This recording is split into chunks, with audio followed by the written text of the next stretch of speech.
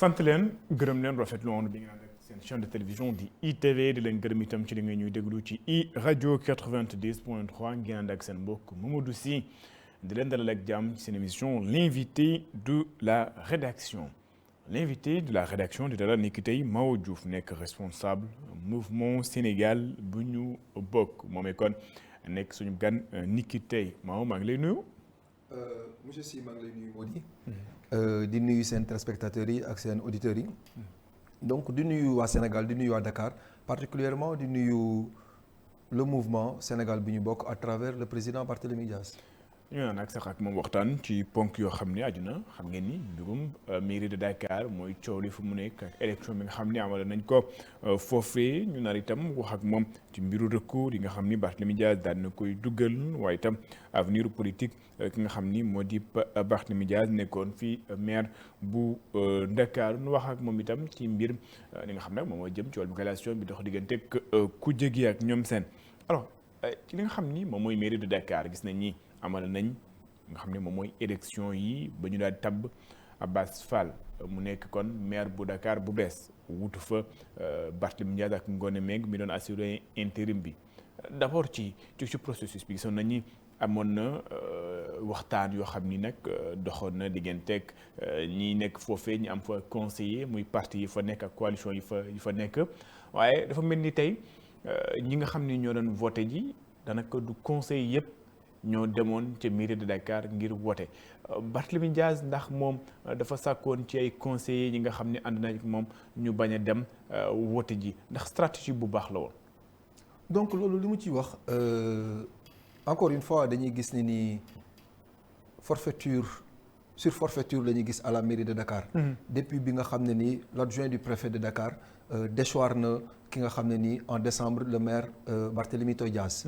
donc li ñu ciy mën a yokk par rapport à ça mooy c'est vrai que c'est dans l'ordre naturel et normal des choses que ay xëccoo wala dem uti dara buy am que ñi toog waxtaan surtout bu fekkee ñaka sekk bokk ñu fa ñu jóge wala ñaka sekk amaana ku ci nekk am na ci parti boo jóge wala am na ci benn entité boo jóge c'est normal gars yi waxtaan diisoo ku ci nekk am nooy doxee am nooy waxee pour mën a jël ndam li defe naa ni loolu moom bu dul sax mairie de Dakar ak fépp fi nga xam ne ay jongante dafay am rek ci wàllum élection nii la fay tëddee donc li ma gis ak ñun gis-gis bi ñu ci am du caageen ni Barthélémy Dias le maire de Dakar dafa tere ay nitam wala dafa tere ay conseillers jusque ne nit ñi dañuy ànd ci ay conviction ak un idéal te defe naa ni ay doomi aadama bu ñuy ànd ci mbir day fekk ñu bokk gis-gis day fekk ñu bokk xalaat et bokk doxalin ak ni ñuy yaakaaree defaree mbir yi et loolu la ñu gisaat tey lors de sa sortie d'hier li mu wax dégg ngeen ko moom il juge que ni cette élection est un acte illégal donc mu déposer au niveau du juge des référés benn recours pour que ñu surseoir ce vote donc si cette même logique boobu ci la toogee ay ñi ànd ak moom bokk ak moom gis-gis bokk ak moom gëm-gëm toog tamit bañ a dem parce que ce serait incohérent de wax dara du yoon bu pare nga ci dem teew loolu la rek ci mairie bi gis nañ ni opposition suñ koy wax moom mu ëpp ci mairie ba waaye ci mujjantal ga ñi nga xam ne ñoom ñoo newulee conseiller ñoom mujj am ndam bi n'est-ce que mën a expliquer situation boobu ndax ku jëgi dañoo boycotté boobu lépp élection wala dafa am ñoo xam ni dañoo jàppal tànk nga xam ne moom mu nekkoon candidat Pastef di Abass Fall ala kulli haal bu ñu xaymaa ni ci mairie Dakar 100 conseillers municipaux ñoo fa am ci biir 100 conseillers bu ma juumul tey 88 ñoo teew waaw 88 yu teew ñu gis ni ki gagné am na plus de 40 voix ça veut dire que ni am na ñu nga xam ne ñëwuñu beneen bi ci tegu mooy ñoom entité bi ñu nekk ak ñi nga xam ne ñoo ànd ak ñoom je pense pas que mat nañu 25 personnes ce qui est sûr que bu amee cette majorité là ba gagné am na peut-être ay jéego yu dox comme que politique la ñu nekk am na lu nga xam ne comme ni ko suma waa ji waxee rek ay doxu guddi la donc xam naa ni xuus nañ ci guddi si am nu ñu doxalee peut-être moo joxe résultat bi tey. ndax mbir mi surprendre na leen yéen ñi nga xam ne yéen a far ak Barthélémy Dias ndax mbir mi am na benn surprise boo xam ne boo ngeen gisee ni bureau bi daanaka ñi fare ci ku jigéen ñu ëpp waaye terewul Abass Fall moo gagné. non man du ma ni dama ci gis surprise ou pas. parce que nekk na lu nga xam ne ni ñun d'emblée dañu jàpp ni du yoon. parce que am na une décision bi nga xam ne Cour suprême da ci war a prononcer wu le 18. ñu jàpp ni en fait boo ñu naree dem ci ay élections. nga toogaat Cour suprême ñëw tranché. après yeneen incidence lay créer et dina créer ay précédents judiciaires ak ci biir mairie Dakar bi. et loolu amul sens. moo tax nekkuñu woon ci perspective gis lu ñuy bett ak lu ñu bettul. l'essentiel que ñun dañu am benn gis-gis bu ñu am fu ñu teg suñu tànk et loolu boo ko fexee ba am rek. quelle que soit l'issue de cette élection. mënoo ci toog nga ci am jàngat. naan ba xam ki gagné bett na la wala ñu ñàkk bettu la. man c'est ma position par rapport à ça parce que nekkuloon lu ñuy xaar parce que ñun jàpp nañu d'emblée lii du yoon. d'accord donc teg ñu ci benn perspective ba ci am benn jàngat. Khalifa Ababacar Sall ak Barthélémy Diaz daanaka kenn mënu leen woon tàkkale mu am nag loo xam ni daanaka xew na ci géopolitique bi ba Barthélémy Diaz daal di jël yoonam ber daaram samp Sénégal bu ñu bokk. waaye ñu gis ni itam ci élection yi amoon na nag ay rumeur yu doon wax ni que waxtaan dox na digganteeg ñaari leader politique yooyu waa ci mujjantal ga taxaw Sénégal dafa jàppal tànk Ngoné Mbengue tey jii ndax mën nañu wax ni que le divorce entre Barthélémy Diaz et Khalifa Sall est consommé. waaw ci mbir boobu wax ci divorce day ëpp parce que comme ni ngeen ko constaté. c'est des faits réels séparation dafa am. parce que Barthélémy Diaz dem na ba gis ni moom ci géopolitique bi doonatul kuy toppe kenn bañul toppe parce que toppe na comme li ñuy wax rek ku nangul doon dàll doon mbaxane xam ni ko ci olof di waxee toog na nit ku nga xam ne ni il a été toujours en pente bu yéeg ci carrière politique am nekk na jeunesse socialiste nekk responsable nekk maire nekk député tey jii toll na fu nga xam ne ni tout amul poste de responsabilité bu nit di am ci ndombal tànk wala ci élection di may rek boo xam ne Barthélémy Diaz doonu ko fii ci Sénégal lenn peut-être moo ko fi desee muy président de la République du Sénégal et ci yoon boobu gis na ni bi mu toogee waxtaan Khalifa ci ñoom li ñu wax toog nañu waxtaan gis nañ ni instant bi moom war na mun a ber daaraam toog laaj baatu askan bi pour mën a jiite réew mi parce que il a été maire de Mermoz Sacré-Cœur def fa say li nga xam ne ni moom mooy liggéey bu mucc ayib. ba bu ñu fàtte ne en 2021 il a été élu meilleur maire du Sénégal sur les 558 maires que compte ce pays. ñu jóge ci loolu ñu fal ko en 2022 maire de Dakar à mi-mandat mu defee lu nga xam ne aucun maire de Dakar ne l'a fait et mu loolu loo xam ne lu ñuy duut baaraam la nekkul lu ñuy natable wala lu ñuy sikk sàkk. ku mel noonu comme on a l'habitude de dire entre le palais et la ville de Dakar c'est quelques centaines de mètres donc looloo ko dese et gëm naa ni ci logique boobu la nekk. et comme ni mu koy waxee fépp Khalifa Sall magam la Khalifa Sall mentoram la toog nañu waxtaan ba jiboo ciy kàddu ñu fas yéene ku ci nekk ber sa daara wala boog moom mu ber daaraam pour dem daagaan li nga xam ne mooy baatu askan bi man loolu rek laa ci gis mais jàpp ne divorce la. d'accord mais conseil yi nga xam ni ñoom jël nañu responsabilité ni dañuy dem te moom Barthélémy Diaz bu muy wax sax woon na ñu bañ a dem ndax jàpp na ni mbir mi mbirum illégal la ndax Barthélémy Diaz ci boppam moom. ci kanam jot na itam waxtaan ak yooyu lépp conseiller pour ni mbir mi nañu xaar ba Cour suprême yeeg yàbbi ci mbir mi. waaw xam nga loolu bu ñu ciy wax comme li ñu wax rek mënuñu mbéj gémminu ma dem ba te xamuñu lu muy walis. moom boo gisee depuis boobu ba tey gisu leen kenn yee ci yàbbi ci li nga xam ne ñoo far ak moom wala ñi nga xam ne nii nangu nañ ko def suñu njiit ci politique. maanaam ci biir Sénégal bi ñu bokk. démb lay soog a toog wax démb la ñuy soog ñun am sañ-sañ tamit toog di wax parce que kenn du ko jiitu ci mbar. moom li mu wax il a été très clair et il a été toujours dans sa logique maanaam demul ci benn waxtaan demul ci benn concertation te ñi mu àndal tamit amul kenn ku ci dem ndax ñoom jàpp nañ ni ñu biralaat wax ji firndelaat ko mooy mbir yi dafa nekk lu nga xam ne lu illégal moo tax il a pas jugé nécessaire di dem ci ay waxtaan te démb defe naa ci conférence de presse bi il a été très précis sur ça. mais li ñu naan la politique de la chaise vide léeg-léeg du solution. ndax itam du loolu moom moo dal ci nga xam ne moom mooy Barthélémy Diaz ak ñi nga xam ni ñoom ñoo fare ak moom wala ñiy fare ci kujje gi ñoo xam ni teewuñu ci boobu lépp élection te peut-être ñu amoon possibilité jël li nga xam ne moom mooy mairie bi quel que soit ki nga xam ni moo fay nekk. xam nga politique nag ni ñu wax côté dee c'est de l'intelligence émotionnelle benn. ñaar ay situation la ak ay contexte. peut-être amaana di nga toll ci situation yoo xam ne wala ay contexte yoo nga xam ne ni boo defee politique de la chaise vide di nga ko fori. da ngay fori en fait. di nga am lu nga xam ne comme on dit les erreurs politiques se payent cash. mais jàpp ma ni bii c'est ci anam boobu lañ ko mën a classer. parce que moom en fait téye na fenn am benn gis-gis bu mu ci am benn doxalin bu mu ci namm am li nga xam ne ni moom la yaakaar ni bu ko defee. dina nekk en droite ligne ak ses convictions ak li nga xam ne ni mooy cohérence bi mu nekk. beneen bi ci tegu mooy am na lu nga xam ne ni mënut a ñàkk comme li ñuy wax ci olof ne sàcc bu dul raw jar te yàkki nelaw. Le 18 c'est dans 23 jours ou moins de 25 jours en tout cas.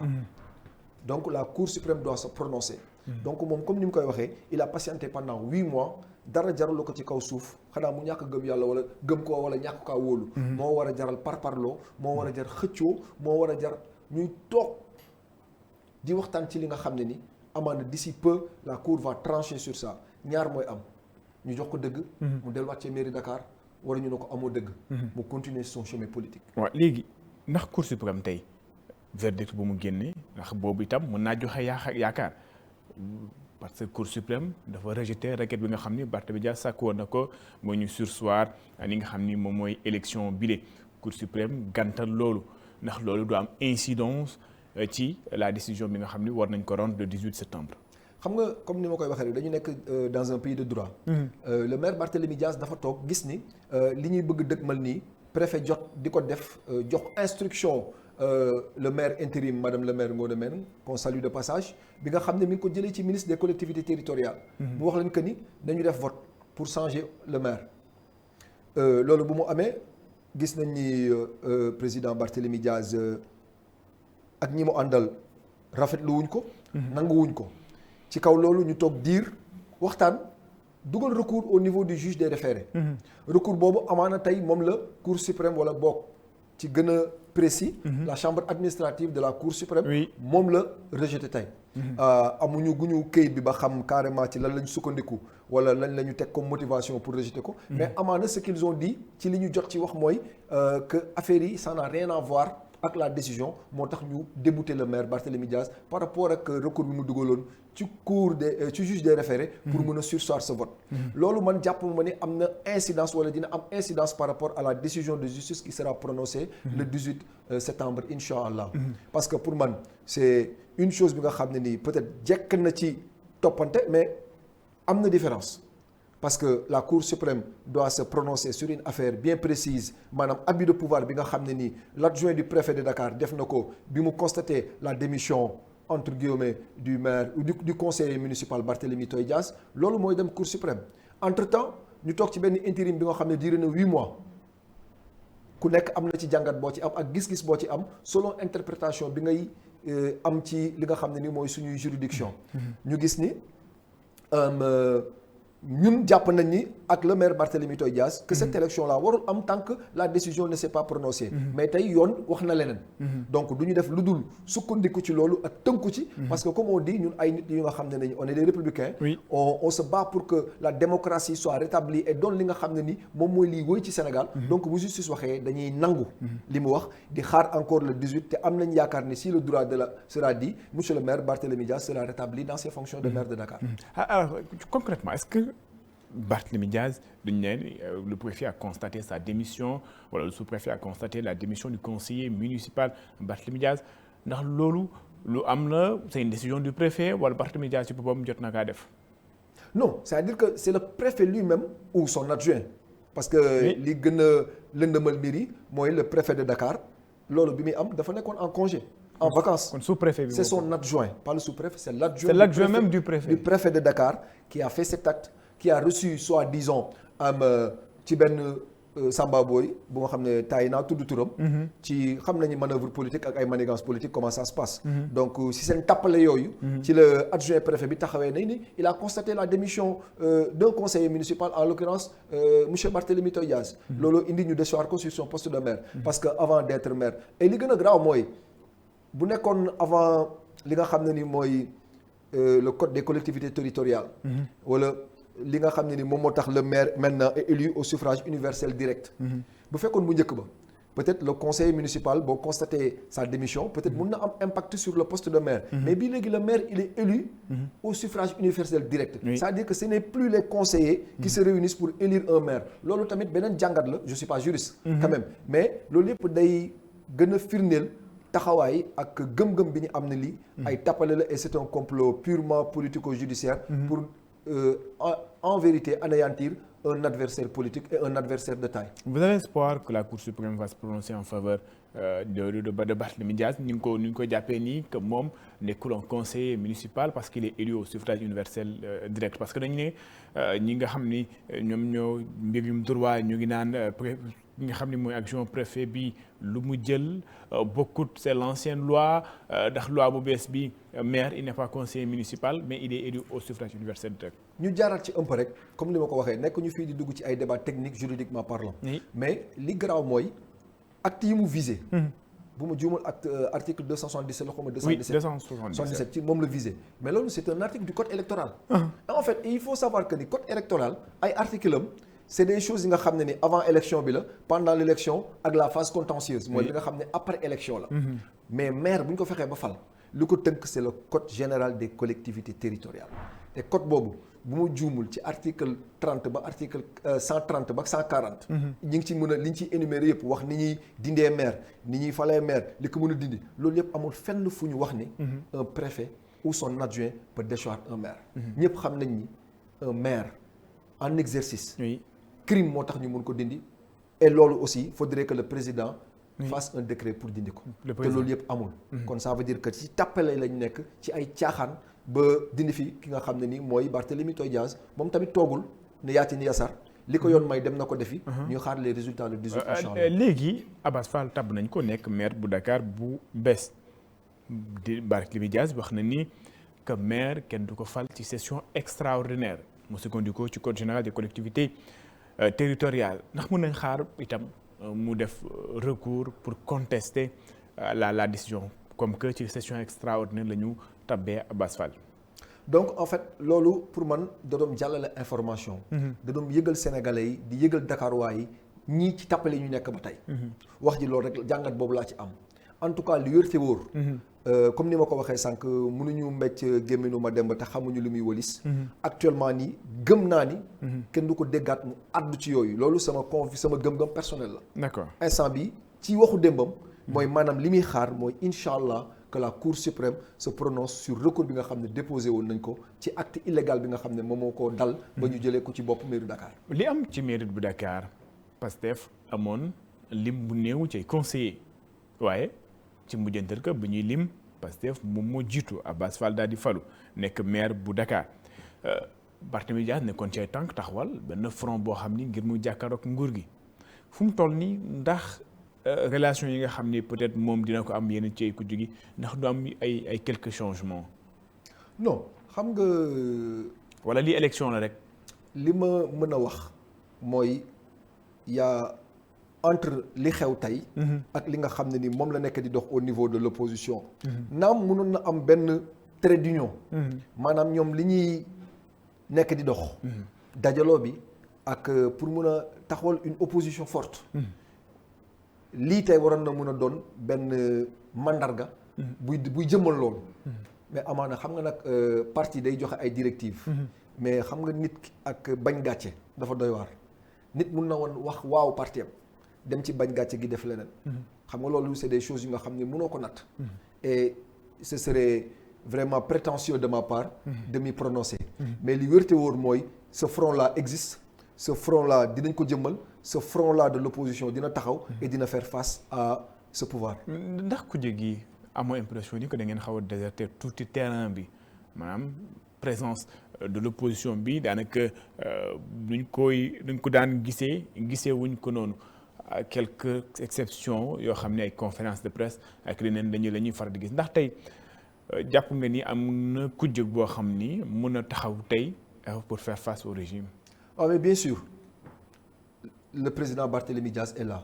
Et il l'a dit lors d'une de ses sorties en France bi muy tàmbalee jaayam carte Sénégal gi ñu bokk yi fële ca Paris. lu leen wax dafa leer nee na ku yaakaar ni Sénégal amul opposition yaa ngi nax sa bopp. te bu ñëwee dina firndeel ni Sénégal am na opposition mais nag firndeel une chose. c'est pas que nekk ci télé yi di yooxu. c'est pas wàcc ci tali yi di yàq. une opposition.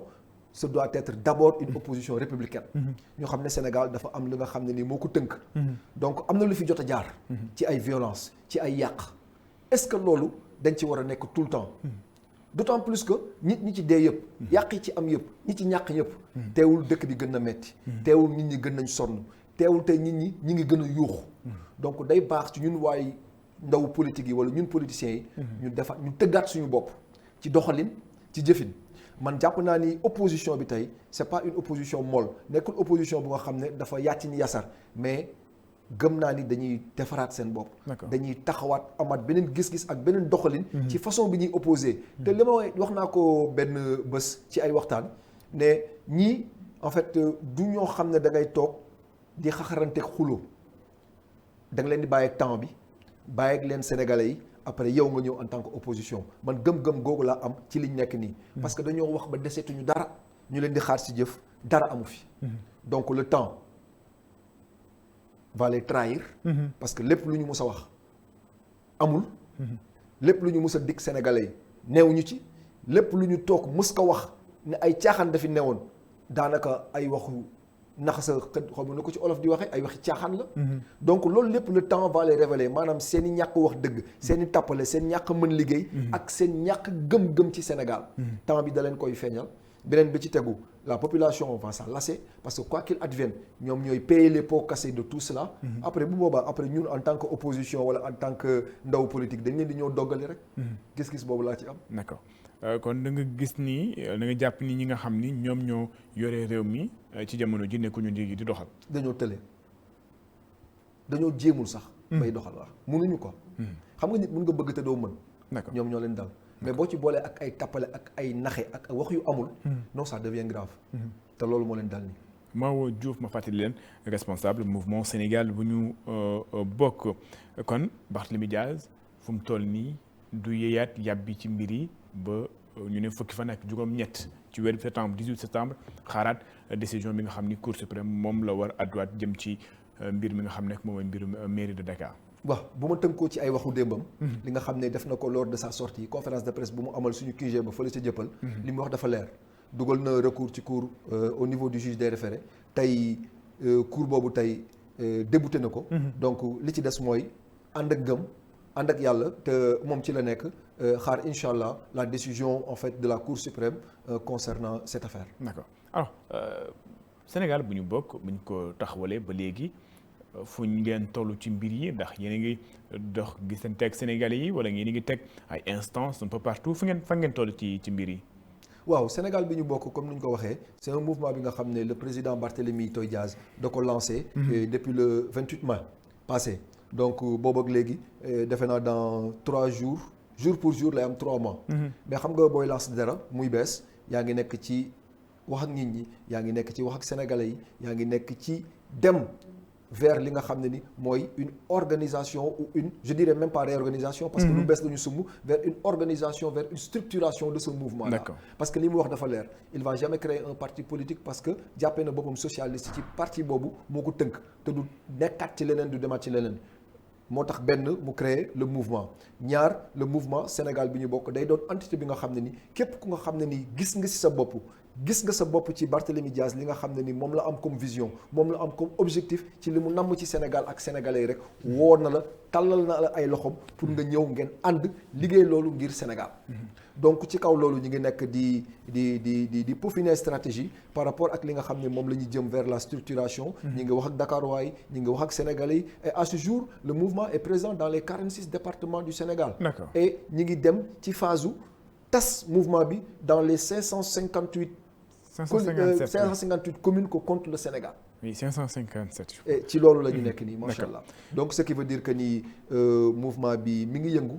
ñi ngi waajal aussi la vente le lancement officiel de la vente des cartes. D'accord. bu ci yàlla defee incha allahu ndox bu sedd. le 28 bi incha allah dinañ def le lancement officiel de la vente des cartes de membres des mouvements Sénégal bi ñu bokk ak toutes les commissions yi nga xam ne ñoo ciy afféré wu. di jëm ci commission nationale bi. ba ci ca quartier ba. d'accord incha allah. waaw kon donc mouvement bi mi ngi yëngatu bu baax. mi ngi yëngatu bu baax a baax. macha allah Mawo Diouf ñu ngi may wax lu ñu cërale woon ci waxtu daanaka si des bëreetul ma bàyyi la nga tàggatoo.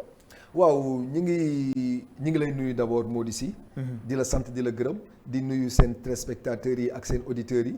di nuyu sénégalais yi di nuyu waa Dakar. et comme ni ma ko waxee woon sànq rek di nuyu ki képp nga xam ne yaa ngi nekk mouvement Sénégal bi ñu bokk et di nuyu aussi le président Barthélémy Toye Dias di leen wax ni incha allah li ci kanam rawuli bët et là c'est juste une bataille parmi tant d'autres incha allahu la grande guerre ce sera 2029 et am nañ yàqin ni sénégalais yi bu ñu ubbee seen bët di gis dëgg xam dëgg rek dinañ porter leur choix sur le président Barthélémy Toye Dias pour mu jiite Sénégal en 2029 incha allah. Mao Diouf responsable mouvement Sénégal bu ñu bokk nekkoon kon suñu gan ni ki tey ci seen émission l'invité de la rédaction seen émission l'invité de la rédaction jeex na dinañ jox dig daje ci beneen numéro ak beneen gan.